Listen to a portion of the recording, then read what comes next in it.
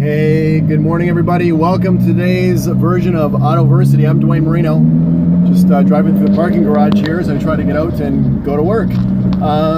What is today's tip going to be about? Well, the last couple were about right intention, and then we talked about right views, right speech, and today we're going to talk about something called right livelihood.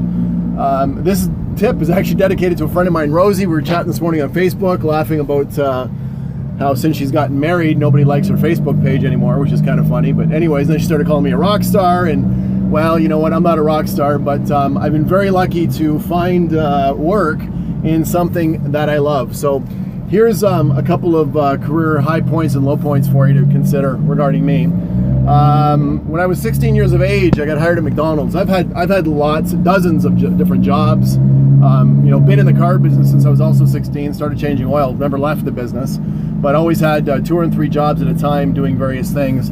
Anyways, I got fired from McDonald's my first couple of months working there for throwing a hamburger at a guy through a drive-through window because he was making fun of my purple paper hat and my vinyl uniform, and was complaining that his service was slow.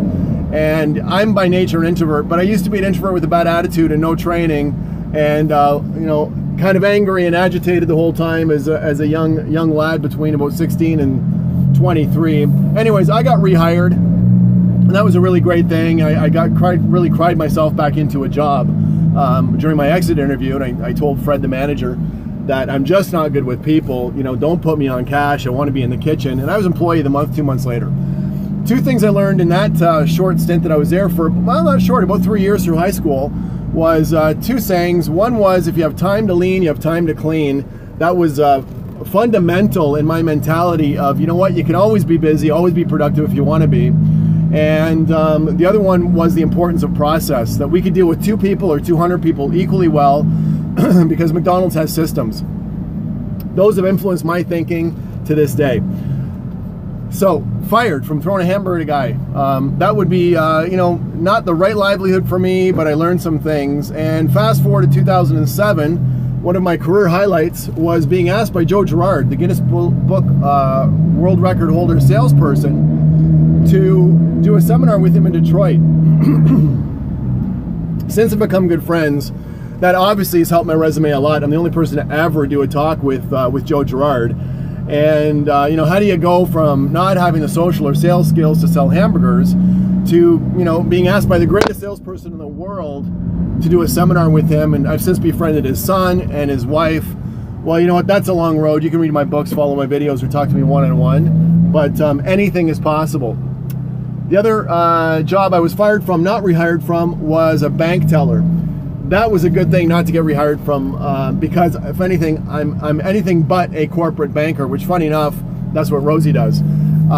So sooner or later, you're going to find what you love, and if you love it, you'll be good at it. So here's the thing with right livelihood. It's not just working for the money. You've got to work for something else, another why besides the cash. If it's going to be long-term or short-term financial goals, or if it's just going to be to prove somebody right or prove somebody wrong. If it's going to be so you can improve your skill set and use it as a stepping stone in your next job or career, I have no idea. But if you find the right livelihood and something that works for you, you're going to be successful. The other aspect of right livelihood is there is no right livelihood if you're doing something for a living, which is hurting other people, whatever that may mean to you. So in the career that I've chosen, I mean, if I'm selling a vehicle to somebody or any other product, I really believe I'm selling a good product for a good company. I'm a good person. And I'm doing this person a favor by closing them and learning the right, selling skills to get that done. Because what's going to happen is the worst thing for them, they're going to buy from somebody that's got low GAF, G-A-F-F, somebody that does not have the give a fuck factor. That's how they're going to get hurt. So I see sales, if you really believe in what you're doing as being right livelihood, and taking it up another level and doing what I do every day, which is help people learn how to help themselves and become better. I see it as definitely a right livelihood, because the more people you help, the better it gets for you all around. So right livelihood, consider some of the stuff I told you here today, depending on where you are in your career. There's highs and lows no matter what, but always give it 100%, because you only get hurt when you don't. And remember, never step on any toes, because one day they will be connected to the same bum you're going to have to kiss. If you like these videos, please like them, please share them. I'm Dwayne Marino, just getting on the ramp. Johnny. And I